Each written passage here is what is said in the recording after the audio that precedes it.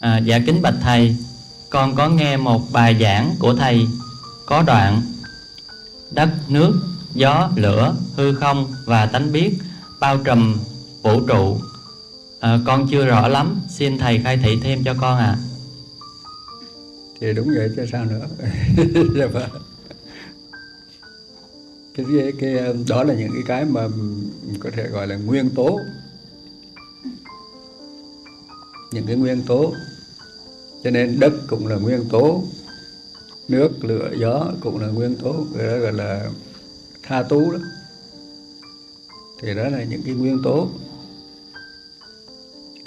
nó mang tính là tính chất hơn là cái cụ thể là cái gì.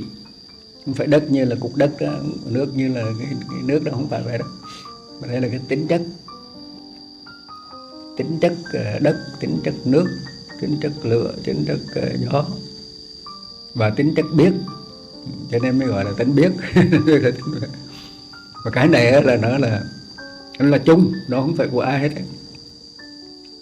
Thí dụ như trong mình cũng đất nước lửa gió, nhưng mà trong cái cây nó cũng đất nước lửa gió, trong ai cũng đất nước lửa gió hết. Cho bình đẳng.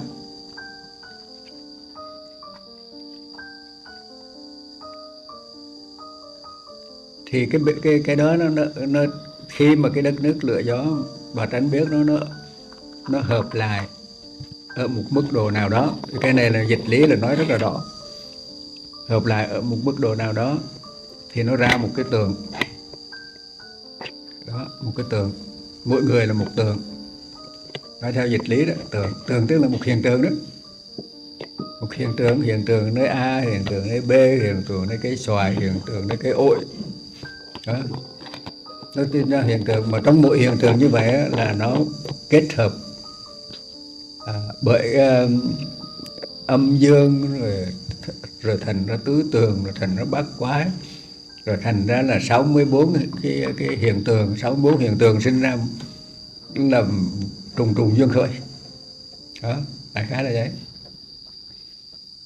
Cho nên nó tất cả cái trùng trùng duyên khởi nó cũng nằm trong đó thôi đất nước lửa gió hư không và tánh biết vậy thôi. Thành cái mấy sáu cái yếu tố này là nó bao trùm hết tất cả muôn loài vạn vật, không phải của riêng A. Nhưng mà khi nó kết hợp ở nơi người A thì hoàn toàn khác với tất cả những cái khác. Đặc biệt là vậy, hoàn toàn khác. Ví dụ như cái ổi là khác, một cái xoài là khác, và cái ổi một là khác, cái ổi hai là khác, cái ổi ba là khác, không có cái ổi cũng không giống nhau. Vì vậy cho nên mỗi người đều là đứa con duy nhất của Thượng Đế hết. Tức là nếu cái luật của trùng trùng duyên khởi đó mình gọi là lượng Thượng Đế hay là gọi là sự vận hành của Pháp đó, thì mỗi cái hiện tượng đó là đều độc lập và duy nhất đó. Nhưng mà nó lại đồng nhất, tất cả đều là đồng nhất đó. Thành ra cái tính chất mà duy nhất và đồng nhất là tính chất mà người ta gọi là một là tất cả là một, một trong tất cả trong một, đó là tính đồng nhất và tính duy nhất. Dạ thưa thầy, câu hỏi tiếp theo ạ. Kính bạch thầy, tâm từ đâu mà có phải do phước báu của tiền kiếp không ạ? Khi một người có ít tâm từ, làm sao tu tập để có khả năng cảm thông, yêu thương người khác ạ? Con kính tri ân thầy. Ban đầu là người ta cái sai đầu tiên của người đó là muốn theo ý mình, xuất phát từ cái sự đời sống của chúng sanh đó là muốn như ý mình, và vì muốn như ý mình cho nên nó mới sinh ra sân, tại vì nó sẽ đụng phải cái là không như ý muốn của mình, do đó nó sinh ra sân. Hỏi gì vậy? Dạ, tâm từ đâu mà có? Rồi bây giờ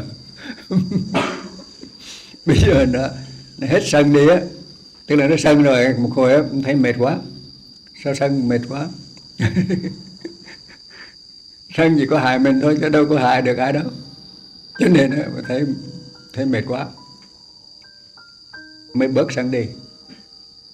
Mà khi đã bớt sân đi á thì tâm từ bắt đầu là phát huy. Cũng giống như là bóng tối với ánh sáng vậy đó. Tức là khi bóng tối mà nó bớt đi thì tự nhiên ánh sáng xuất hiện. Mà khi ánh sáng xuất hiện thì bóng tối bớt đi vậy đó. Cho nên là hết sân rồi có tâm từ. Tâm từ thì nó có sẵn rồi, tâm từ nó có sẵn bên trong rồi. Nhưng mà bây giờ khi mới sinh ra là mình không biết là làm, không biết sử dụng cái gì, không biết tâm từ ở đâu, không biết sân ở đâu, không biết sử dụng cái gì hết. Cho nên trời sinh ra là lúc đầu là muốn theo ý mình, cho nên nó sinh ra sân. Sinh sân rồi cái thì nó sân thì mình mệt thôi chứ đâu ai mệt đâu. Thành ra cuối cùng là bớt sân đi. Bớt sân đi thì tâm từ bắt đầu xuất hiện. Đó là vậy thôi. Tức là cái tâm sân nó che lấp, thì còn tâm từ là nó có sẵn rồi. Tất cả những cái tốt là đều có sẵn hết. Nói chung là người ta không biết, chưa biết sử dụng cái tâm mình. Cho đến khi mà cho nên Đức Phật ngài nói tinh tấn chánh niệm tỉnh giác là vậy đó, tức là luôn coi lại để mà rõ biết cái tâm mình. Khi rõ biết tâm mình á thì mới biết là cái tâm nào là cái tâm nó đưa đến tai hại gì, còn tâm nào thì không đưa đến tai hại, đưa đến an lạc, thì là tự nhiên là thấy ra. Bao dần bao giác ngộ thôi chứ sao vậy. Vậy thôi. Dạ kính bạch thầy, câu hỏi tiếp theo ạ. Dạ, con kính đảnh lễ thầy, có cần xây dựng nhóm tu học và nương tựa nhau không ạ? Mong thầy chỉ dạy cho chúng con. Cái đó nó cũng tự nhiên rồi. Tức là khi người ta cần kết hợp với nhau để học hỏi, để trao đổi này kia đó, thì tự nhiên họ thấy cần. Nhưng mà đến một lúc nào đó khi mà đã hoàn toàn là trở về trọn vẹn tỉnh thức với chính mình rồi á, thì lúc đó thấy là không cần lập ra nhóm ra đổi gì cả. Mà lúc đó một cái nhóm lớn nhất đó là toàn thể chúng sanh trong vũ trụ. Chứ không còn là nhóm A nhóm B nữa, mà là toàn thể chúng sanh trong vũ trụ. Lúc đó lúc đó là vừa độc lập mà vừa là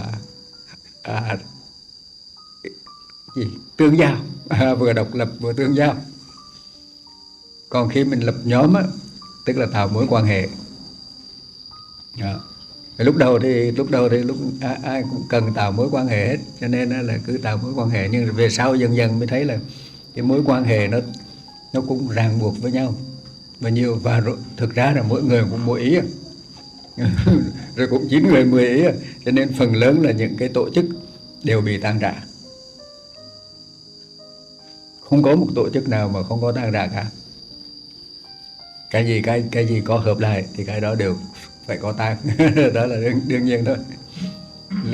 Có thể là lâu dài, có thể là thế này thế kia gì đó không biết, nhưng mà cái gì mà đã có hình thành thì cái đó phải có tan rã, hoặc là nó biến hóa ra thành cái khác. Đó. Nó không tan rã thì nó phải biến hóa thành cái khác, cho nó không còn y nguyên như cũ được nữa. Cho đến một cái lúc mà người ta thấy là không cần không cần cái mối quan hệ đó. Cái mối quan hệ mà tự nhiên là khác, mà còn cái mối quan hệ mà mình tạo ra là khác.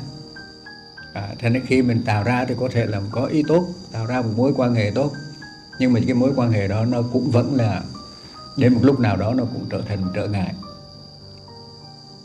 cho cái sự phát triển của mỗi người, của mỗi chúng sanh. Lúc đó người ta mới bắt đầu trở về tròn vẹn tỉnh thức ở ngay nơi chính mình. ngày nay cái thực tại. Thì và khi mà người ta đã thoát ra khỏi những cái mà ràng buộc của cái thực tại đó, thì lúc đó tự nhiên nó sẽ hòa đồng với mọi người. Cũng giống như bây giờ tất cả các cái bình nó vỡ ra một cái thì lúc đó nước nó sẽ hòa lại với nhau vậy thôi.